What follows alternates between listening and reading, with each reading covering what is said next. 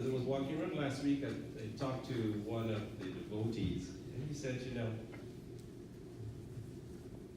his children do not come to the mandir because all they do, they tell stories. And these stories seem to have no meaning. And so they stay home. But you know, children, as she had mentioned, under the age of 12, they're innocent, they're like angels. And they could say the darnest thing objectively. As Ashishya had advised Rama in the Maharamayana, better known as Vashishta Yuga, he says, if a child with reason present to you an argument, it is to be accepted and think about seriously.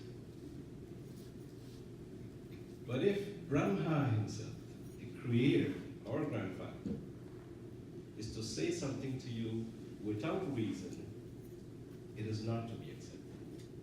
Just to be ignored. But Brahma, the creator, would never do that because the Vedas spoke. In fact, the entire Sankhya philosophy flowed from him in his incarnation ability. So children, I want to go back to children. My daughter, when she was, I think was about 5, the eldest one, when she was born, she got all the attention. Then the second one came, and our attention, parents focused on the little one, and there was this sibling rivalry. Lo and behold, I recall my little daughter says, well, if I'm not appreciated here, I'm going to go back to God. How did she know that? How did she know there was a God? And how to get back there? So, children has something to tell us. They need proof that there is something beyond this material things that they see.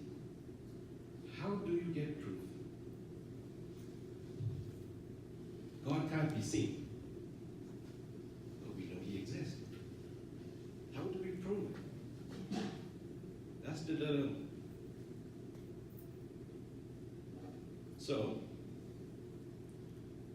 to get proof, reasoning needs to be applied. Systematic, focused reasoning. From reasoning, you're going to get ideas will flow out, visions will flow out subtly. Intuitions. That's how we get to proof. Experience and perception. Direct experience, your perception, that is also analyze them. And the words of realized people, or sages as we call them, and their scriptures are proof. They are the scientific, these are the 3 ways of scientific proof, deliberately, of how we come to this proof that we're looking forward to deliver to our kids. As an example, I want us to try and see if we can figure out this proof. Take a simple thing. Every night we do this. During the day, we're wakeful, our senses are operating. Then as we go to bed, we start to fall asleep, half awake, half dreaming. So the inner mind takes over. The external senses no longer there, eyes are closed. The first stage is called the beta stage, very active. The second stage is called the alpha stage, less active. As we go to the third stage, which is kind of between dreaming and sleeping, the theta stage, less active. And at that point, we start seeing a lot of images. And that's how we get dreams. That's the intellect that has taken over. The intellect will think by images. The mind thinks by words. Words is an indication of ego, a narrow view of ego. Then, as the intellect begins to lose its steam, to be withdrawn, where does it go? We fall into deep sleep. Nobody knows anything. What happens? How do we, if you were to sleep near someone who has fallen into that deep sleep, which is called the delta state, you might hear they take a very deep breath, and you don't hear anything for a while. You would think they got a heart attack. That is when prana is neither going or coming, it's in equilibrium. All the air that is sucked into the body remains in equilibrium. There's no movement. It's total stillness. And that is the state of that Paraman, Srila, that eternal Father. Our awareness is so weak that we cannot bear to be in that silence, the illumination from that delta stage of the Lord, who we have merged into. We do not know, we cannot remember, we cannot tell what happened. Or when we wake up, we know we're refreshed, but we got no recollection of what happened. Because our awareness is so weak, our understanding is so full of ignorance, we do not have the capacity to understand it. But the yogis do. And that is how they come and they tell us and they give their scriptures. The Gandhiji said, to sleep for more than 2.5 hours, you're wasting time.